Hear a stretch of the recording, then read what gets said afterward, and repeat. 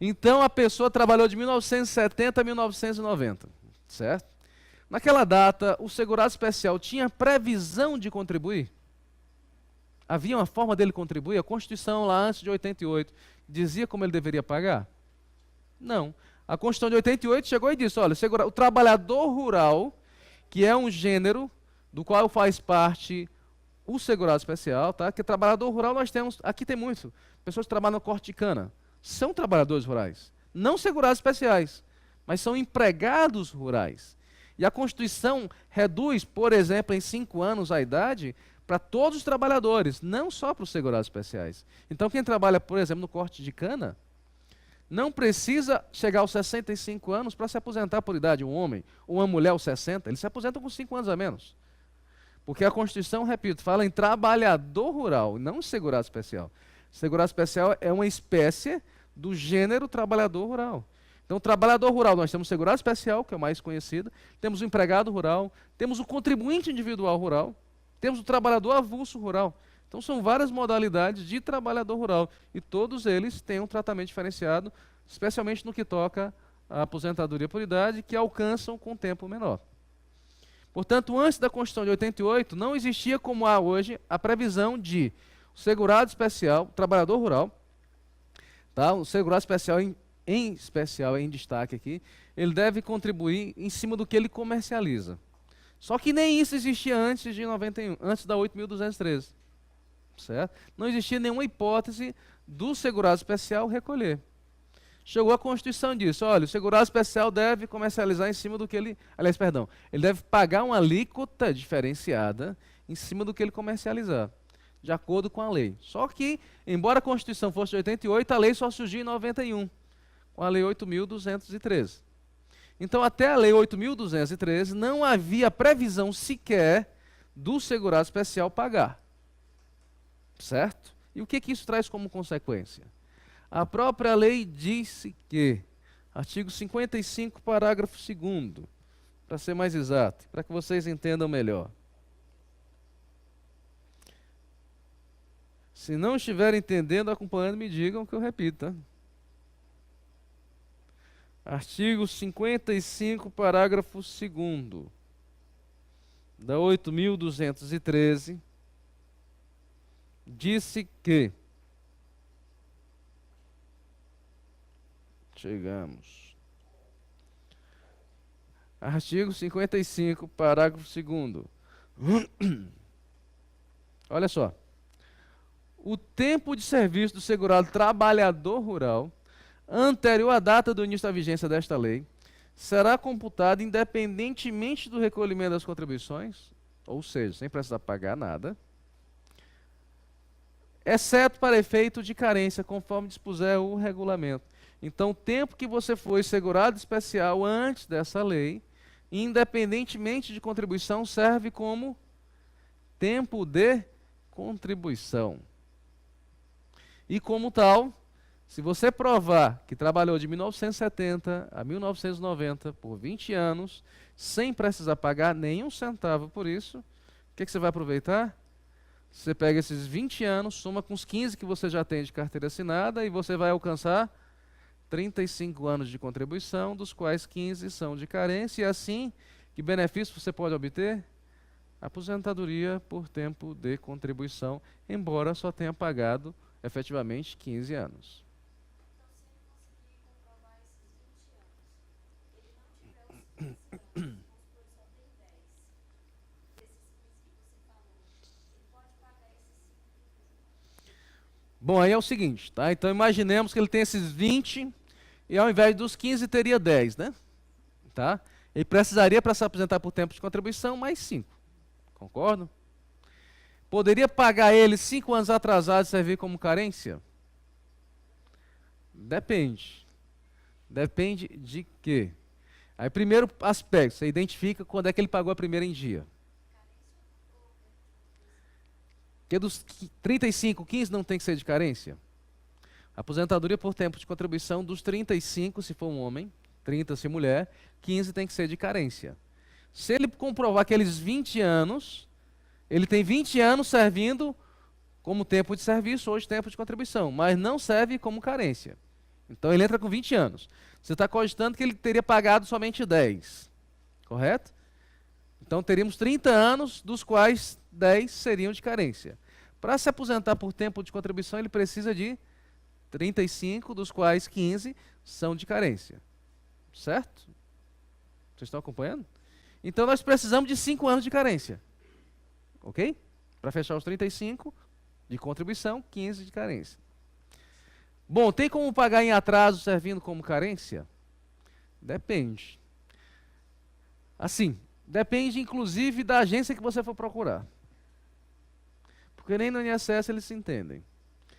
Na instrução normativa do INSS, artigo 155, diz que depois da primeira sem atraso, é possível pagar as contribuições seguintes servindo como carência.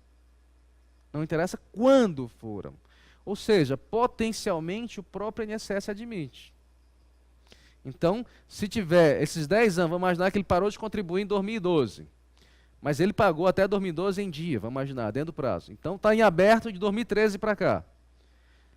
Potencialmente existe a possibilidade dele chegar no INSS e ter a possibilidade de pagar esses 5 anos, contanto que ele demonstrasse que durante esses 5 anos ele esteve trabalhando e, portanto, deveria estar pagando.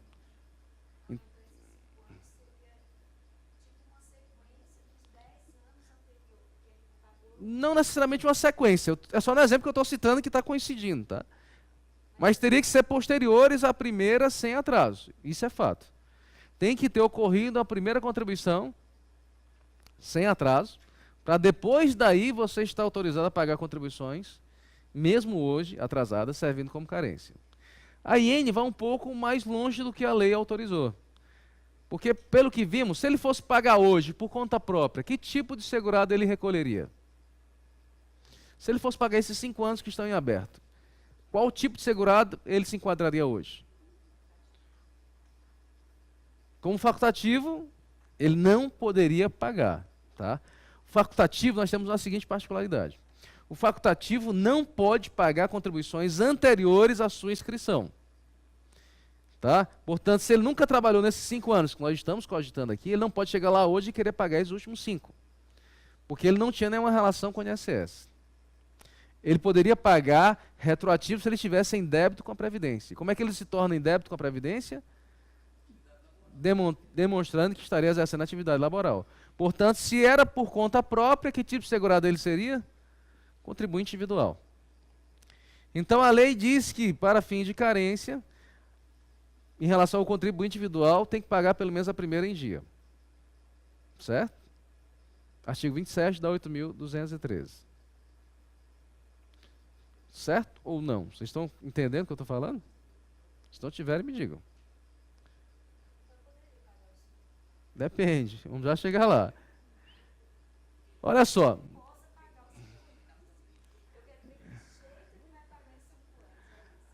Bom, a questão é o seguinte.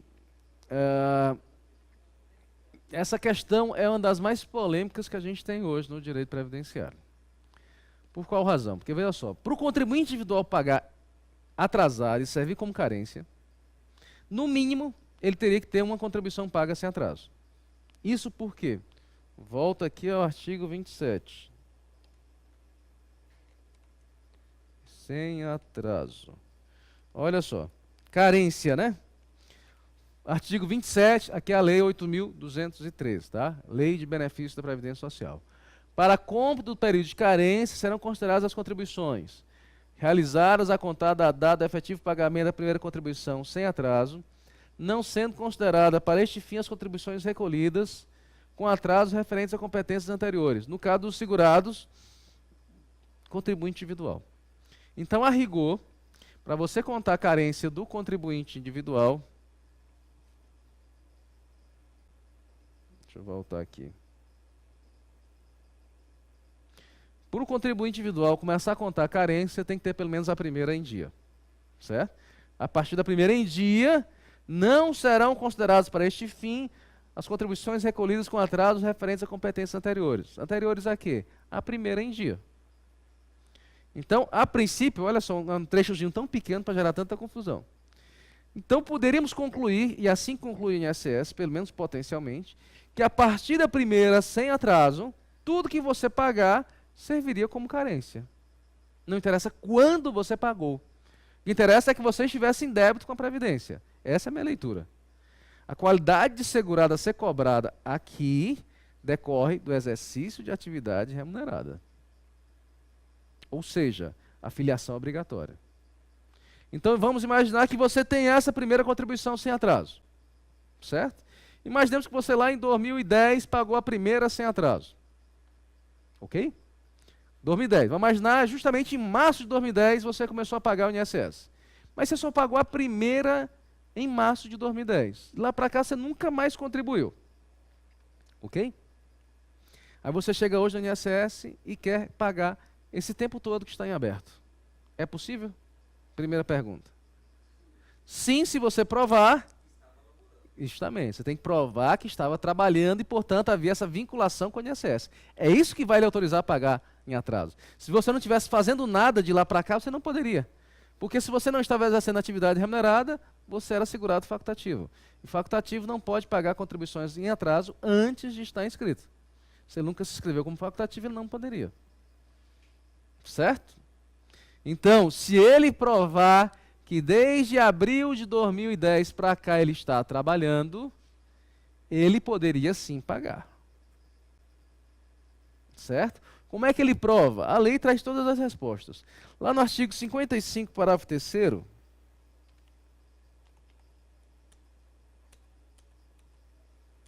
aliás, 55.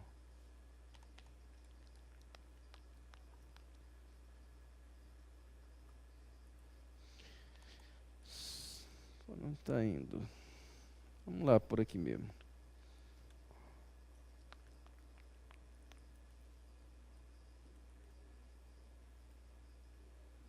Artigo 55, parágrafo 3º da 8.203, tá?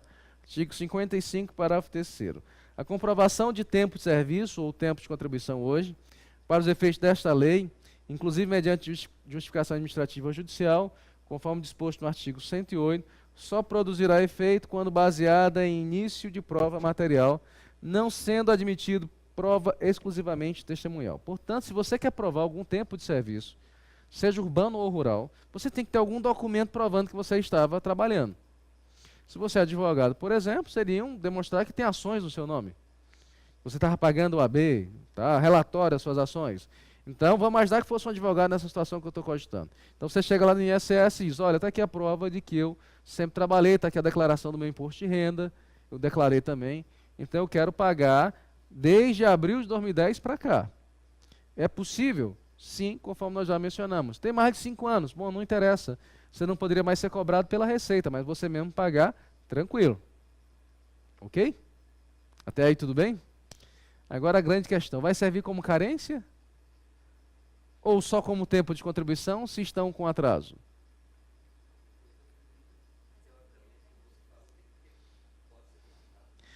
Bom, de acordo com a lei, veja só, vamos voltar lá para o artigo 27, tá?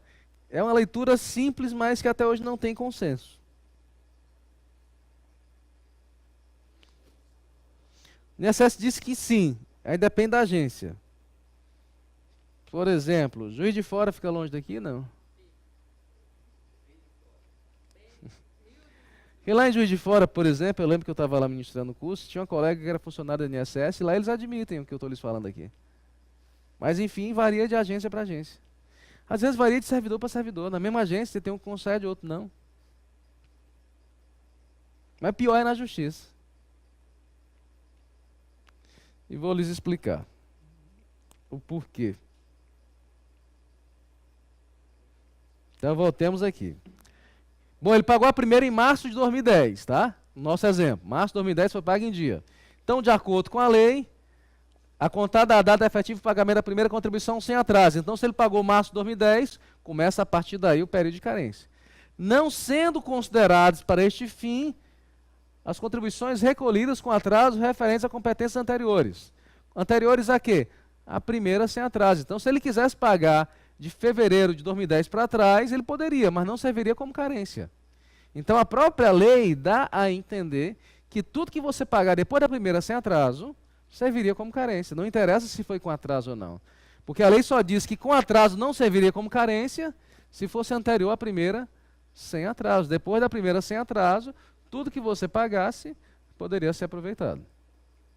Essa é a previsão da própria instrução normativa do INSS, que não é seguida à risca por todos os servidores. Certo? Então, potencialmente, existe a possibilidade de você conseguir que, por exemplo, esse intervalo de abril de 2008, abril de 2010 para cá, pudesse servir também como carência e tempo de contribuição. No meu entender, sim, essa é a leitura correta. Se você provar que estava trabalhando de lá para cá, portanto, se você provar qualidade de segurado, que inclusive seria obrigatório para você pagar essas contribuições em aberto, elas serviriam como carência. Certo? Ponto. Entendido até aqui? Acontece que, agora vamos para a jurisprudência. Então, esse é o meu entendimento. Tem decisões favoráveis, inclusive o João mandou para vocês alguns artigos que eu escrevi, um deles a respeito disso. A instrução normativa tem previsão favorável. Acontece que se partiu de uma decisão equivocada para chegar a uma conclusão igualmente equivocada no âmbito tanto do STJ quanto da Turma Nacional de Informação. O que eu quero dizer com isso? Em 2006, nós tivemos uma decisão que, para o caso concreto, tá? O caso concreto era o seguinte: alguém faltava pagar aproximadamente 2 contribuições para fechar a carência. Só que essa pessoa era facultativo.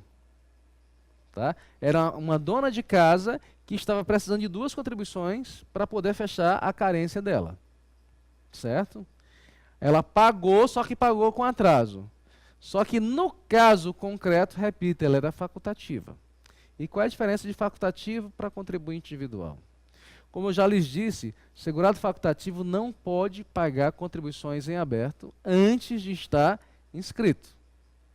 Então, se eu nunca paguei, nunca me filiei ao INSS como segurado facultativo, eu não posso chegar lá hoje e querer pagar retroativamente, atrasado algum, porque eu não tenho nenhuma relação com o INSS, eu não estava devendo ao INSS. Então, não estou autorizado a proceder a esses pagamentos. Certo? Por outro lado, eu me inscrevi em dezembro de 2017. Eu me inscrevi como segurado facultativo, ou seja, estou inscrito, e só paguei em dezembro. Só paguei em dezembro. Estou agora em março, recebi um troco a mais, um dinheiro, e agora eu chego no INSS e digo, olha, eu quero pagar as contribuições de janeiro, fevereiro e quero logo antecipar o mês de março também. Eu sou facultativo. Eu estou inscrito desde dezembro. Eu paguei em dia 1º. Eu paguei no próprio mês de dezembro. Certo? Portanto, eu já estou inscrito. O grande diferencial é esse. Facultativo depois de inscrito, tendo pagado a primeira em dia, tá? Facultativo depois de inscrito, tendo pagado a primeira em dia, ele tem a possibilidade de pagar contribuições em atraso, inclusive servindo como carência. Com uma condição, e aí, no meu entender, reside o equívoco em igualar as situações entre facultativo e contribuinte individual. O segurado facultativo, depois de inscrito, depois de ter pagado a primeira sem atraso, só pode pagar com atraso se estiver ainda na qualidade de segurado. Só que a qualidade de segurado do facultativo é diferente da qualidade de segurado do contribuinte individual. A qualidade de segurado do contribuinte individual, a rigor, ela é aferida pelo exercício de atividade remunerada. Então, enquanto eu estiver trabalhando, eu sou segurado. Não quer dizer que eu vá receber benefício. Mas enquanto eu estiver trabalhando, eu sou segurado. Esteja inscrito ou não, contribuinte individual. O facultativo, tá? O facultativo, depois de inscrito, repito, ele pode pagar contribuições em atraso, com uma condição, que ele ainda esteja na qualidade de segurado. Mas como é que nós vamos medir a qualidade de segurado do segurado facultativo se ele não está trabalhando? Justamente isso é isso que o qualifica como segurado especial, não ter trabalhado. A dona de casa, por exemplo, ou estudante, ou alguém que está desempregado. Como é que essa pessoa vai saber, como é que nós vamos aferir a qualidade dela de segurado se ela parou de contribuir? Aí nós vamos para o chamado período de graça. O que é período de graça? Período de graça é uma previsão na lei que não tem essa definição, mas daí a gente deduz. A lei diz que depois que você para de contribuir, mesmo sem estar pagando nada, você continua segurado à Previdência Social. Isso é o que a gente chama de período de graça. É um intervalo de tempo que você, mesmo sem estar pagando nada, continuará protegido pelo INSS. E o segurado facultativo tem um prazo bem reduzido. O segurado facultativo só pode ter direito a período de graça, segundo a lei, por 6 meses. Portanto, o segurado facultativo, o quê? Primeira condição, esteja inscrito. Segunda condição, tenha pagado a primeira em dia. Terceira condição, para pagar as que estão em aberto, ele tem que estar no máximo dentro de 6 meses. Então, ele pode pagar depois de inscrito, tendo pagado a primeira contribuição sem atraso. Aí sim, ele está autorizado a pagar contribuições que ele deixou em aberto. Certo? Então, só pode pagar 6 meses. E aí eles perguntam, o contribuinte individual também só pode pagar por 6 meses? O contribuinte individual também só pode pagar durante o período de graça dele? No exemplo que eu lhes dei, alguém que está 20 anos sem contribuir, eu lhes afirmei que essa pessoa poderia pagar esses 20 anos. Qual é o máximo do período de graça? O máximo? 36 meses, tá? O máximo 36 meses mais 1 mês e meio. São 37 meses e meio. Então, o máximo período de graça, conforme nós verificaremos, inclusive aqui também, 37 meses e meio. E o contribuinte individual não está atrelado a esse limite para pagar contribuições. Tanto não está como a Receita está cobrando gente que há 5 anos deve. Se fosse para atrelar a qualidade de segurado dele ao período de graça, a Receita não poderia cobrar 5 anos, por exemplo, só fazer um breve paralelo. Portanto, o que eu quero lhes dizer é, a qualidade de segurado em relação ao contribuinte individual, ela decorre do exercício de atividade remunerada. Portanto, enquanto estiver trabalhando o contribuinte individual, ele é segurado. Portanto, não interessa quanto tempo faz que ele pagou a primeira em dia. Tudo que ele conseguir demonstrar depois da primeira, sem atraso, comprovar a qualidade dele de segurado, vai servir como carência. Portanto, o contribuinte individual, depois da primeira, sem atraso, pode ser daqui a 10, 15, 20 anos. Se ele provar a qualidade de segurado dentro desse intervalo, eu entendo que ele pode pagar tudo nesse intervalo e vai servir como carência. A qualidade dele segurado não está atrelado ao período de graça. E aonde eu quero concluir? Que na decisão do STJ que eu falei para vocês de 2006, a decisão era envolvendo um segurado facultativo. Então, para aquela situação do facultativo, ela só poderia pagar até 6 meses servindo como carência. Acontece que pegaram aquela decisão, pegaram só a ementa, e aí entra o equívoco. Pegaram só a ementa, esqueceram de analisar de que segurado estavam falando e resolveram estabelecer aquela decisão para toda e qualquer hipótese de segurado. E aí confundiram, dizendo que o contribuinte individual, na via judicial, esse é o entendimento que prevalece. Tá? Na via judicial, o contribuinte individual só pode pagar contribuições em atraso correspondente ao período de graça dele.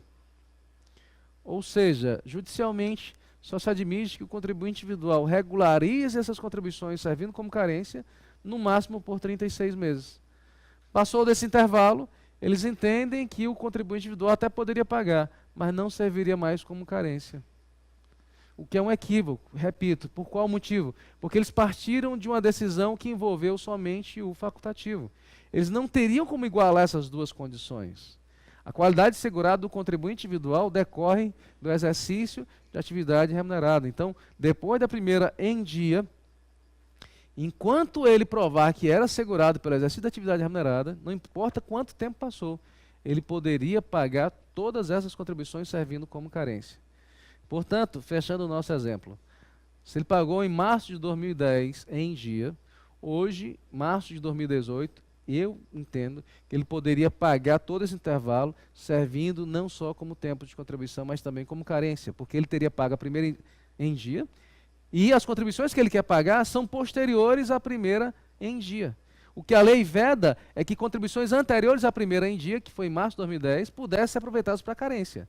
A lei não veda, não proíbe que posteriores à primeira em dia não pudessem ser aproveitadas para carência. Portanto, pegou-se uma decisão do STJ que envolveu o facultativo, que condicionou o aproveitamento para fins de carência à qualidade segurada, mas era um facultativo, cuja forma de identificação da qualidade segurada é totalmente diversa do contribuinte individual. E de lá para cá se repetiu esse equívoco. Aí as pessoas pegaram esse paradigma lá de 2006, a turma nacional, e vem se repetindo como regra. Então, na via administrativa, potencialmente é mais vantajoso do que você ir para a via judicial. Você pode ir para uma agência que, eventualmente, você consiga isso. Pagar contribuições em atraso servindo como carência. Se você entrar na justiça, especialmente no âmbito dos juizados, possivelmente você não conseguiria pagar essas contribuições que eu estou me referindo de abril de 2010 para cá, servindo como carência. Porque eles têm essa restrição, no meu entender, equivocada, de pegar uma decisão que envolveu o segurado facultativo e estabeleceu para outra hipótese de segurado sem fazer a devida distinção.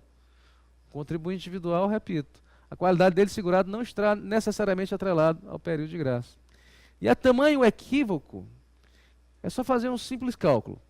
Vamos imaginar, seguindo essa mesma orientação aí da turma nacional. Imaginemos alguém que trabalhou por 15 anos, tá, como contribuinte individual. 15 anos um advogado. Pagou regularmente durante 15 anos. Certo?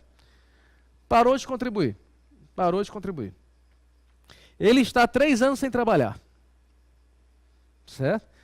Trabalhou até 2015, 2000 a 2015. Está 3 anos sem contribuir. Se a gente fosse levar em consideração esse posicionamento da Turma Nacional de Informatização dos Juizados, a gente concluiria o seguinte. Bom, ele trabalhou durante 15 anos.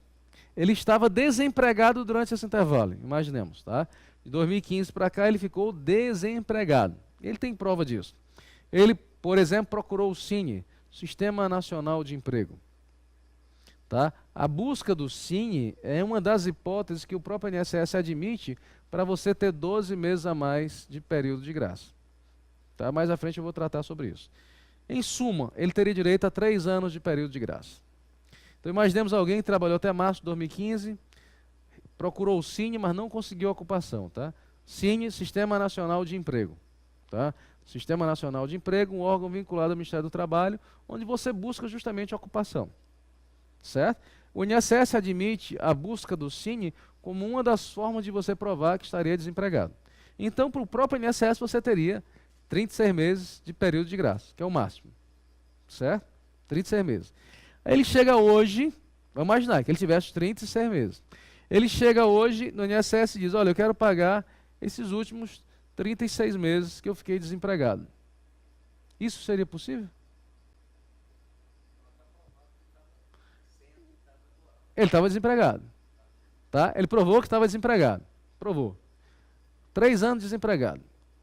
Segundo a decisão da Turma Nacional, dentro do período de graça ele pode pagar, inclusive, contando como carência. Só que eles esqueceram de pensar um pouco. E aí eles perguntam, alguém que está há 3 anos desempregado, chega hoje no INSS, continua desempregado, de que maneira ele poderia se inscrever? Se ele quisesse se inscrever hoje ao INSS, junto ao INSS, em que condição de segurado ele poderia fazê-lo? Facultativo ou obrigatório? Como empregado? Não, ele está desempregado. Ele poderia se inscrever como contribuinte individual, se ele não está trabalhando? Também não. Poderia se inscrever como empregado doméstico? Também não, até mesmo porque não é ele quem se inscreve, seria empregador. Né? Ele poderia se inscrever como um lavrador, se ele não desenvolve atividade? Também não. Ele pode se inscrever como trabalhador avulso? Avulso é aquela pessoa que trabalha por intermédio de sindicato, descarregando navios, caminhões. Também não, porque ele não está exercendo atividade. Então só restaria ele pagar como facultativo. Se ele está desempregado, só tem uma única opção dele pagar INSS, como facultativo. Então pagar hoje ele pode. Ele pode pagar esses 3 anos que ficaram para trás? Como facultativo? Não, porque facultativo não pode pagar antes de inscrito. Tá? Só pode pagar depois de inscrito, portanto.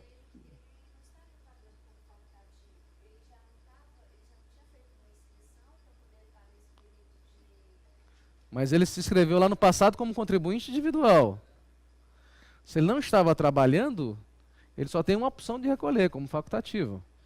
Se ele não estava trabalhando, só tem como facultativo. E se ele vai escrever como facultativo hoje, ele não poderia pagar retroativo.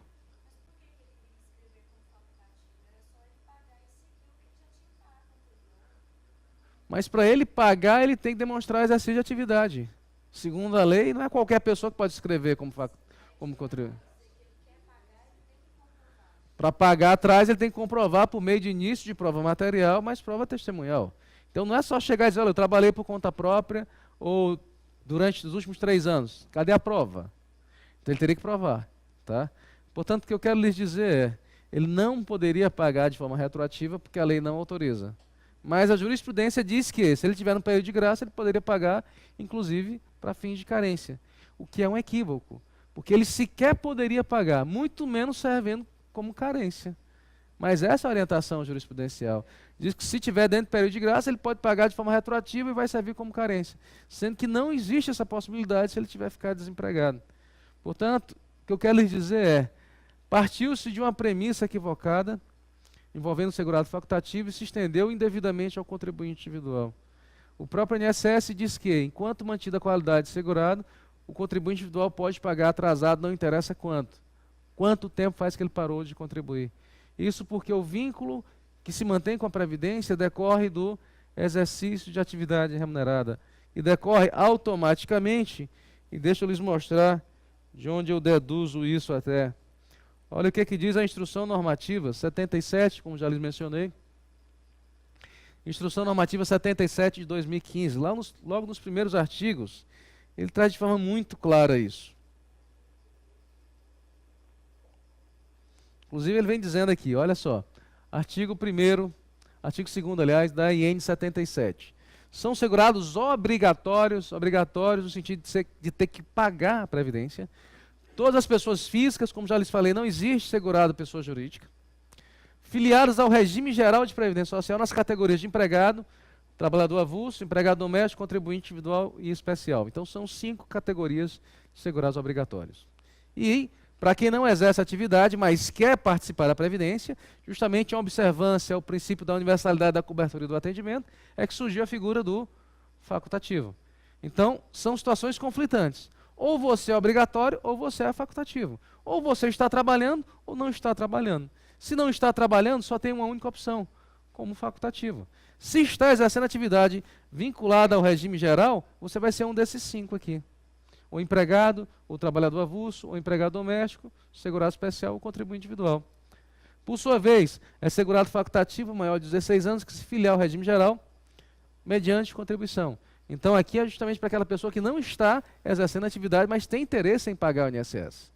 No período que você está desempregado, por exemplo, você não quer perder aquele intervalo, quer aproveitar para a futura aposentadoria. Não tem como você pagar como obrigatório se você não está trabalhando, mas você pode fazer como facultativo. Inclusive não muda o número. Se você era empregado, por exemplo, e tinha um PIS, é em cima do PIS que você recolhe. Indiferentemente a você mudar de categoria, você continua com o mesmo número. Então, mesmo que você seja empregado e tinha a sua identificação junto ao INSS pelo PIS, pelo número do PIS, Programa de Integração Social, se você muda para a categoria de facultativo, você continua recolhendo em cima do mesmo PIS. Depois você passa a ser empregado, volta, só muda a categoria, mas o número continua o mesmo. Tá? Então essa possibilidade do facultativo é justamente para aquelas pessoas que não estão exercendo atividade remunerada. Donas de casa, que embora muito trabalhem, não recebem por essa atividade. Então se elas quiserem se aposentar, terão essa possibilidade. Quem está só estudando, também quer aproveitar esse intervalo, pode pagar como facultativo. Quem está preso, inclusive presidiário, também pode pagar se quiser, sem problema algum. Enfim, qualquer pessoa física que tenha interesse em contribuir para o regime geral e não haja nenhum impedimento. Nenhum impedimento por que essa ressalva? Porque quem é servidor público, por exemplo, não pode pagar como facultativo. Tá? Então quem participa de regime próprio não tem a possibilidade de pagar como facultativo. Fora dessa hipótese, potencialmente qualquer outra pessoa pode recolher como facultativo. Só temos essa vedação, essa restrição. Tá? Quem participa de regime próprio, quem é servidor público, concursado, vinculado a um regime próprio, não pode se inscrever junto ao INSS como facultativo. Se quiser ter outra aposentadoria, uma segunda pelo regime geral, tem que exercer uma das outras atividades que o vinculem na condição de segurado obrigatório. Como facultativo não é possível. Tá? E olha só o que diz mais embaixo aqui. Filiação É o vínculo que se estabelece entre pessoas que contribuem para a Previdência e esta do qual decorrem direitos e obrigações. Direitos de receber eventualmente benefício, obrigação de pagar. A filiação à Previdência Social decorre automaticamente, ou seja, não necessita você ir ao INSS se inscrever para ser filiado. Tá? Ocorre até de forma fictícia. Você começou a trabalhar, ainda que você nunca tenha ido se inscrever, você é segurado obrigatório. Não é você quem escolhe, a lei assim impõe. E como eu lhes disse no início, temos milhares de autônomos sendo cobrados hoje, contribuintes individuais, justamente por conta dessa configuração. Esses profissionais liberais, dentistas, contadores, advogados, que estão sendo cobrados, nunca foram até o INSS se inscrever. Mas nem por isso deixam de ser devedores da Previdência. Porque o débito com a Previdência decorre automaticamente do fato de você estar trabalhando e não estar pagando. Então não é um ato de vontade. É um ato de vontade em relação aos facultativos. Aos obrigatórios, não.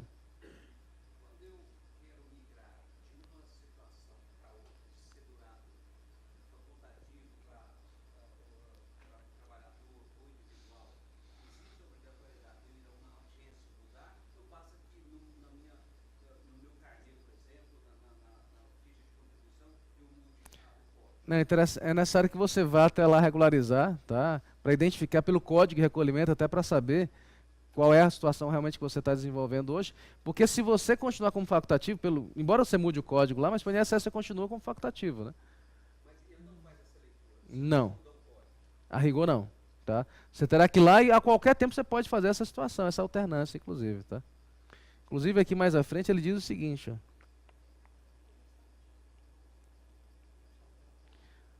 Parágrafo 6º. A inscrição formalizada por segurado em categoria diferente daquela que deveria ocorrer deve ser alterada para a categoria correta. Esse deve ser seria perante o INSS, mediante a apresentação de documentos comprobatórios, alterando-se inclusive os códigos de pagamento das respectivas contribuições quando pertinente. No caso de alteração de categoria de segurado obrigatório para facultativo, deverá ser solicitada a declaração do requerente e realizadas pesquisas nos sistemas corporativos da Previdência, a fim de se comprovar a inexistência de filiação obrigatória, inclusive em regime próprio. Então necessita dessa formalização. Tá? Mas só voltando aqui para onde estávamos. Então a filiação acontece de forma automática, repito, tá? Para os segurados obrigatórios, da inscrição formalizada como pagamento da primeira contribuição sem atraso para o segurado facultativo.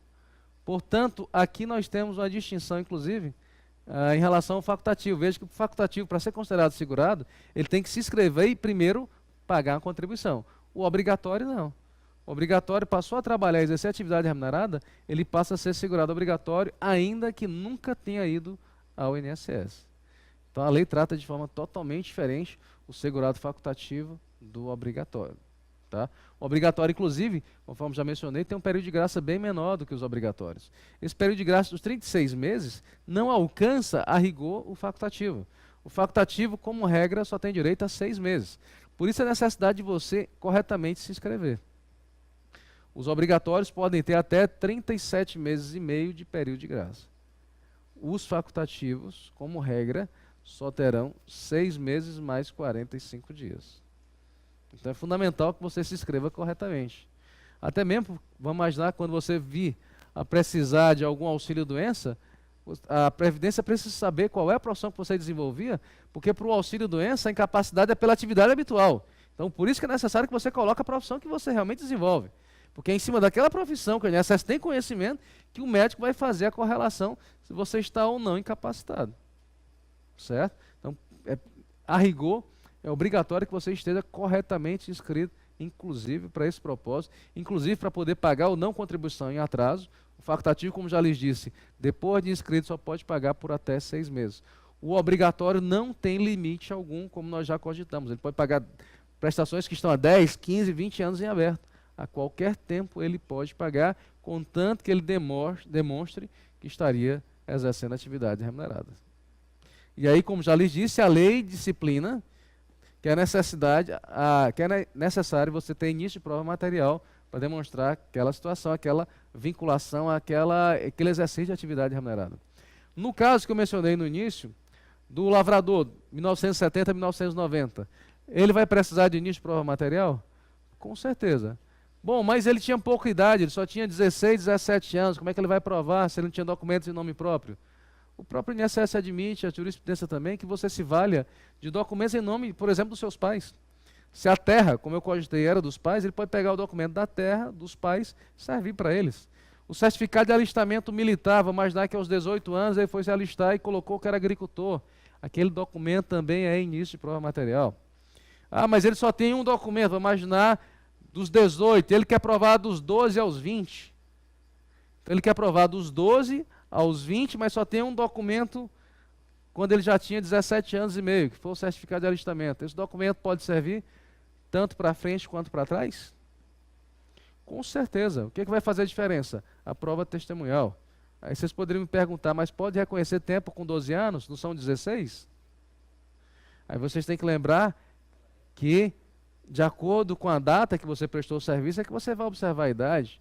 O próprio INSS, olha só, traz essa resposta. Olha que nós temos aqui na própria IN. Artigo 7º da Instrução Normativa 77, parágrafo 1º. Olha só, essa idade mínima que a gente conhece hoje, 16 anos, ela é de 98 para cá, com a emenda 20. Tá? Antes, olha só, até 67, a idade mínima era de 14 anos, para começar a trabalhar. De 67, da Constituição de 67 até a Constituição de 88, a idade mínima era de 14, sendo que se permitia o menor aprendiz a partir dos 12. Da Constituição de 88 até a emenda 20 de 98, a idade foi 14. Tá? E por fim, da emenda 20 de 98 para cá, é que a idade é 16. Então você tem que se atentar para a data em que a pessoa prestou o serviço e não para as regras atuais. Tempus rege actum. Se na data que ele prestou o serviço, antes de 88, a idade era 12 anos, você pode se valer dessa ideia. E não só, aqui é o mínimo, tá? Aqui dos 12 é indiscutível. Pode ser com menos do que 12 anos? E aí eu lhes pergunto, essa proibição aqui do trabalho infantil, ela veio para ajudar ou para prejudicar? Para favorecer ou para prejudicar essas crianças, no sentido de evitar que elas trabalhassem? Era ajudar, favorecer, evitar trabalho infantil. Mas vamos imaginar que alguém trabalhasse com 8 anos de idade. Vou lhes dar um exemplo, só me engano, foi aqui de Goiás até. A plantação de tomate, a criança com 9 anos estava trabalhando no veneno, usando veneno, veio a perder um olho. Tá? Caiu o veneno no olho dela e ficou cega. Essa criança de 9 anos, ela tem direito a ter a carteira assinada? Ou não? Ela não podia estar trabalhando, era menor do que 12, 14 anos, então ela que fique no prejuízo total. O que vocês acham? Aí seria um estímulo, né? Então as fábricas vão pegar, as empresas vão pegar tudo quanto é criança, eu não vou ser obrigado a assinar carteira, não vou ter nenhum prejuízo, então eu vou pegar agora. A questão é, a norma que veio favorecer não pode ser utilizada em prejuízo. Essa é a orientação tanto do Supremo quanto do STJ. Portanto, essa criança, por exemplo, com 9 anos, teve carteira assinada.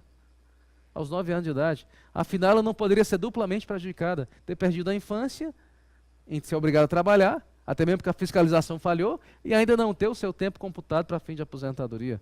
Portanto, essa data aqui é um limite, mas você verificando situações em que antes disso se começou a trabalhar, você pode se ingressar em juízo arguindo essa regra. Olha, o Estado falhou em não ter fiscalizado. Se essa pessoa trabalhou, se essa criança trabalhou, ela não pode ser duplamente penalizada, no sentido de ter perdido a infância, inclusive pela culpa em vigilando, ou seja, era para o Estado estar fiscalizando, era para o Estado estar vigiando, e ainda não ter o tempo computado. Nós tivemos uma decisão, sem dúvida, ela é emblemática e um pouco exagerada, mas tivemos uma decisão da Turma Nacional de Uniformização que a criança de 5 anos teve o tempo computado para aposentadoria. Porque, enfim, ele demonstrou que aos 5 anos, e a gente sabe que isso é muito comum, especialmente no Nordeste, as crianças trabalharam desde cedo. E ela teve direito a computar sob essa regra. Só, olha, a norma que veio proteger não pode servir para prejudicar. Se o Estado não impediu que essa criança trabalhasse, ela não pode ser penalizada, inclusive no sentido de não ter computado esse tempo a seu favor. Então, no mínimo, a contar dos 12 é possível mesmo nos dias atuais. Tá? Mesmo nos dias atuais. E às vezes até uma questão cultural também conta. Por exemplo, hoje a INSS não admite que alguém tenha direito a salário de maternidade antes de 16 anos e 10 meses. Porque a carência, por exemplo, para quem trabalha, um lavrador, vou pegar um lavrador, agricultor. Bom, a carência por agricultor receber um salário de maternidade, ou agricultora, são 10 meses. Você só pode começar a contar o trabalho dos 16, então, se a criança nasceu antes de 16 anos e 10 meses, não tem direito. Mas, por exemplo, certas culturas indígenas, que indígena, lembremos, também é segurado especial, tá? Índio também é segurado especial. Certas culturas, as adolescentes começam a ter filho aos 14. É a questão cultural. Então nós tivemos uma ação civil pública promovida pelo Ministério Público Federal que para os indígenas seria possível o salário de maternidade a partir dos 14, não 16. Então temos que vivenciar a realidade e adequar o direito à realidade.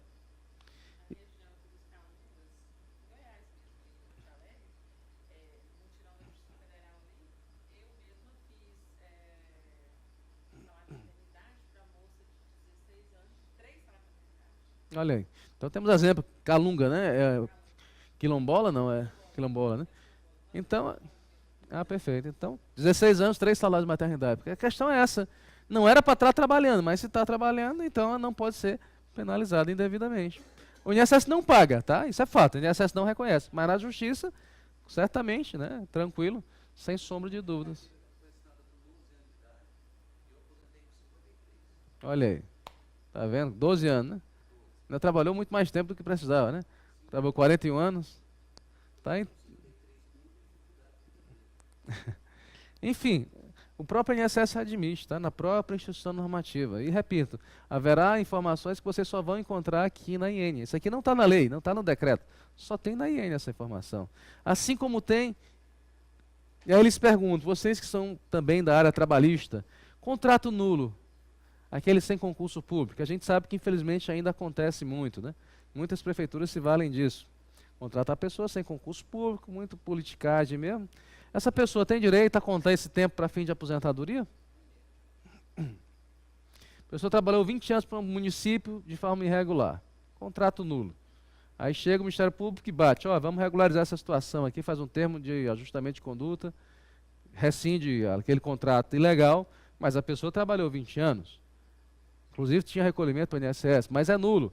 Aí quando se fala em contrato nulo, a gente lembra automaticamente daquela orientação do Supremo. Contrato nulo só dá direito a saldo de salário e FGTS.